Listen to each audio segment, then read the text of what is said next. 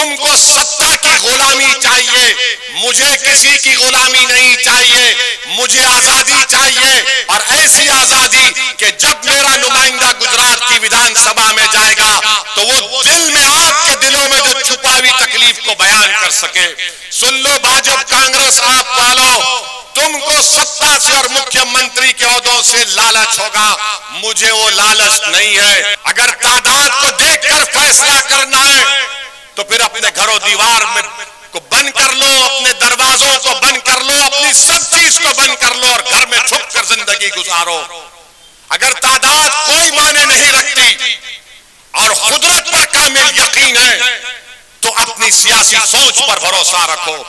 मैं ये नहीं कह रहा हूं कि खुदा ना खास्ता कानून को अपने हाथ में लो, मैं ये अपील कर रहा हूं कि इस भारत में जो संविधान है, आईन है, वो आपको इजाजत देता है कि आप अपने पसंद के उम्मीदवार के हक में अपने वोट का इस्तेमाल करें। मेरे अजीज दोस्तों, मेरी इज्जतदार मां और बहनों, असदुद्दीन ओवैसी की इन बातों पर गौर करिए। जूहापुरा मेरे दिल में, सीने में एक जख्म की तरह है। लोग शायद नहीं जानते, यहाँ के नौजवान, 2002 में इसी जूहापुरा में मैं आया था, 25-30 डॉक्टर्स की टीम लेकर आया था। एक अस्पताल बन के तैयार था और उस अस्पताल को जो जिम्मेदार थे, उसका अस्पताल का नाम याद नहीं आ रहा। मैंने उनसे कहा कि अस्पताल दे दो हमको 2-3 दिन के लिए, हमारी डॉक्टर्स की टीम यहां पर रहेगी। और उन डॉक्टर्स ने 3 दिन यहां पर काम किया। कई लोग थे जिनके जिस्मों पर जख्म थे, जिनका अस्पतालों में इलाज नहीं किया गया था, हमने उस अस्पताल में और हैदराबाद के डॉक्टरों ने इलाज किया था। हमने उस पुराशुभ माहौल में आकर यहां पर खिदमत की थी। मैं इसलिए नहीं कह रहा हूं कि आपको जज्बात में लेकर आओ, मैं इसलिए कह रहा हूं कि मजलिस के मुखालिफिन बोलते कि ओवैसी तुमने क्या किया। अरे मैं 2002 में यहां पर आया था, शालम दरगाह में। मुझे अच्छी तरह याद है कि जब हम 2 या 3 दिन हुआ था हमारा मेडिकल कैंप शुरू करके, वहां पर उस वक्त जमीयतुल उलमा के सदर खान साहब थे, उनका इंतकाल हो गया, अल्लाह उनकी मग़फ़िरत करे। वो हमारे साथ थे। तो 2 दिन जब शालम के कैंप में हमारी मेडिकल टीम बैठती थी तो लोग कम आते थे। उस दरगाह में 7 से 8 हजार लोग रेफ्यूजी थे। फिर 3-4 दिन के बाद गवर्नमेंट के मेडिकल कैंप में कोई नजर नहीं आता था, पूरे मजलिस के मेडिकल कैंप में आते थे। तो हमको ताज्जुब हुआ कि अचानक इतने लोग क्यों आ रहे हैं इलाज के लिए। तो हमारे पास एक फार्मासिस्ट था, नौजवान बड़ा काबिल था। मैंने उससे पूछा माजरा क्या है, अचानक इतनी भीड़। तो उसने कहा मुझे 1 घंटे का टाइम दो। तो शालम दरगाह के अंदर जो उस वक्त की गुजरात की सरकार दवाएं रखती थी, वो जाकर दवाओं को देखा, पूरा चेक किया, गवर्नमेंट के डॉक्टर के साथ दवाओं को चेक किया, जहां पर उसको फार्मेसी का सेंटर बनाया गया था। उसने खामोशी से आकर मुझसे कहा कि असद भाई, ये जो दवाएं उस वक्त गुजरात की सरकार दे रही है, वो 6 महीने पुरानी एक्सपायरी दवा है, इससे इनको इलाज नहीं हो रहा है। हमारे पास दवाएं लेकर जा रहे हैं तो इनको शिफा मिल रही है। मैं जानता हूं उस हालात को। मैं तो पूरे मुल्क में, पूरी दुनिया में आप लोगों की मिसाल देता हूं कि जितना मुसीबतों का सामना तुमने किया, किसी ने नहीं किया। मगर लाखों सलाम तुमको कि तुमने हर मुसीबत और मुश्किलात के तूफानों में तुम उठ खड़े हुए। तुमने बर्बादियों को देखा, तुमने सब चीज को देखा, मगर तुम उठ खड़े हुए। जब तुम उठ खड़े हुए हो तो तुम्हारी सियासी आवाज भी तो होनी चाहिए। तुम्हारा घर जल गया, तुम्हारे बेटे लापरवाह, तुम्हारे बेटों की कोई जिंदगियां बर्बाद हो गई, मगर कोई तो पूछे मेरे भाई, कोई तो खड़े हो। ये जो मासूम बच्चे आज यहाँ पर बैठकर इस दीवाने की बात को सुन रहे हैं, इनकी जवानी तो अच्छी होनी चाहिए। मैंने अपनी जवानी में बाबरी मस्जिद की उस ईंटों को गिरते हुए देखा, मैंने फसादात देखे। मैं नहीं चाहता कि मेरी तरह ये बच्चों की जवानी इन तमाम बुरे नजारों से गुजरे। ये लड़ाई इन बच्चों के लिए लड़ना अच्छे मुस्तकबिल के लिए लड़ना है, ताकि इनको स्कूल मिले, अमन मिले। अमन जरूर है मगर खौफ का अमन नहीं चाहिए, खुशहाली का अमन चाहिए। भाजपा बोलेगी अमन है, ये अमन नहीं, खौफ का अमन है। अमन वो होता है कि मैं अपनी दिल की बात कर सकूं, मैं अपनी मर्जी के मुताबिक जिंदगी गुजार सकूं। मेरे अजीज दोस्तों, मेरी इज्जतदार मां और बहनों, एक खुशहाली के अमन को आपको पैदा करना है। वो उस वक्त मुमकिन है जब आप एक सियासी क़ियादत को बनाएंगे। मैं गुजरात को आया हूं और इंशाअल्लाह ताला जब तक अल्लाह सुब्हानहू ताला मुझे जिंदा रखेगा मैं गुजरात को आता रहूंगा।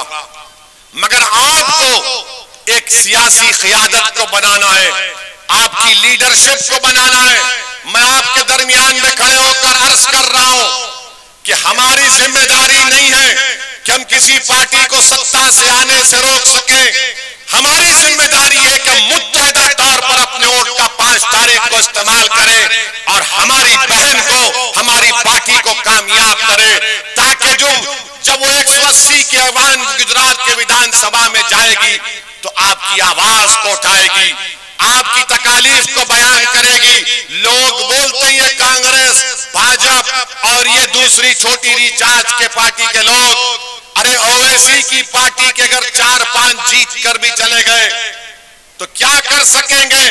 मैं आपको बता रहा हूं, मैं जब तक जिंदा अल्लाह मुझे रखेगा मजलिस के खादिम के तौर पर, हम कभी मंत्री या गवर्नमेंट में नहीं जाएंगे।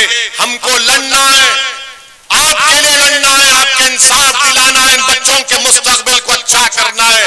और सुनो भाजपा, कांग्रेस और छोटी रिचार्ज वालों, तुमको चीफ मिनिस्टर बनना है, तुमको सत्ता की गुलामी चाहिए, मुझे किसी की गुलामी नहीं चाहिए, मुझे आजादी चाहिए। और ऐसी आजादी कि जब मेरा नुमाइंदा गुजरात की विधानसभा में जाएगा तो वो दिल में, आपके दिलों में जो छुपा हुई तकलीफ को बयान कर सके।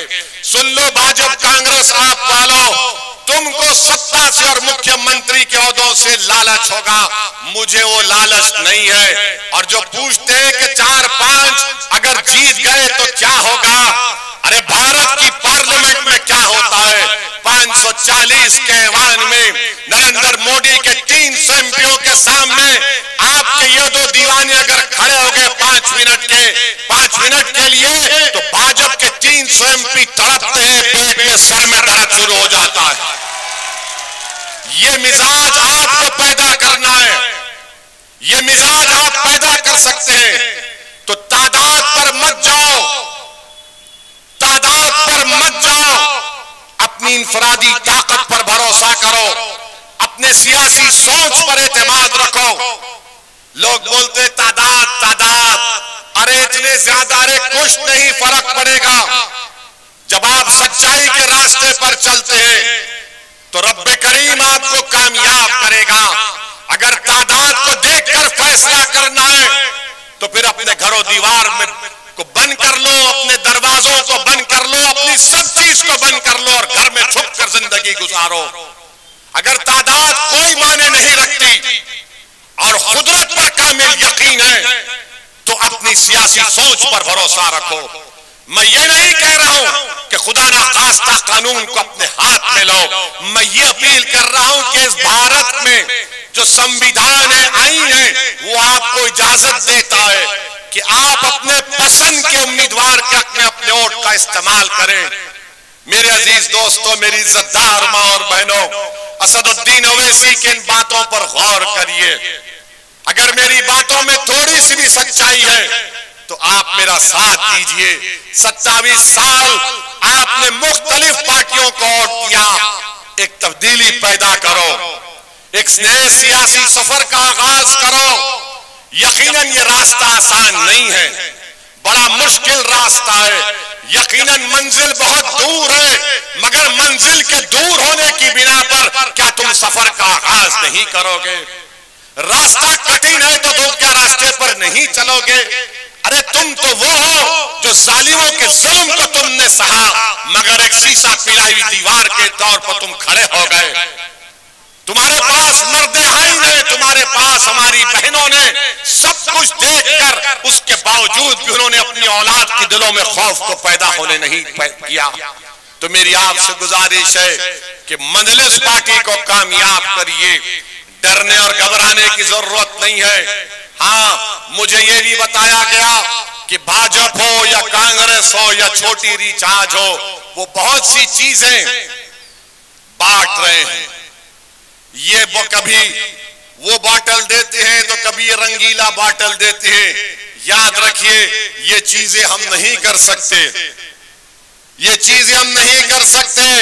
हाँ, हम आपके सामने हाथ फैलाकर भीख मांग सकते हैं कि मेरे लिए नहीं, अपने बच्चों के मुस्तकबिल के लिए तुम ज़ैनब शेख को कामयाब कर दो। वो लोग, उनके पास बहुत सी चीजें हैं, अगर कोई बांट भी रहा है तो मुस्कुराओ और ले लो, मगर 5 तारीख के दिन मजलिस के हक में अपने वोट का इस्तेमाल करिए। ये सत्ता में रहकर बहुत कमाए हैं, इनके पास बहुत है, खत्म नहीं होगा। मगर आपके पास, हमारे पास क्या है? हमारे पास अगर है तो हमारे वोटों का इत्तेहाद है। इसको बिखरने मत दीजिए खुदा के लिए। ये एक बेहतरीन तारीखी मौका है कि आप मुत्तहिद हो जाइए। ये भाजपा, कांग्रेस और ये छोटी रिचार्ज को यहां से हम हरा सकते हैं। इस बहन को कामयाब करिए। जितना मैं जानता हूं ज़ैनब शेख को, बड़ी इत्मीनान और एतमाद के साथ आपसे कह रहा हूं कि ये हमारी कैंडिडेट आपके भरोसे को शर्मिंदा होने नहीं देगी इंशाअल्लाह ताला। वो आपके तमाम उसूलों पर, पैमानों पर उतरेगी और आपको एक मौका देना चाहिए। अगर आप मौका नहीं देंगे तो कैसे पता चलेगा? आपने भाजपा को भी देख लिया, जो डिस्टर्ब एरियाज एक्ट लगाकर इस इलाके में एक बॉर्डर बना दिया और बॉर्डर के उस तरफ सब चीज है और बॉर्डर के इस तरफ कोई काम नहीं किया जाता। ये झूठा वादा है नरेंद्र मोदी का, सबका साथ, सबका विकास, सबका विश्वास का। मेरी इज्जतदार मां और बहनों, मजलिस को कामयाब करिए।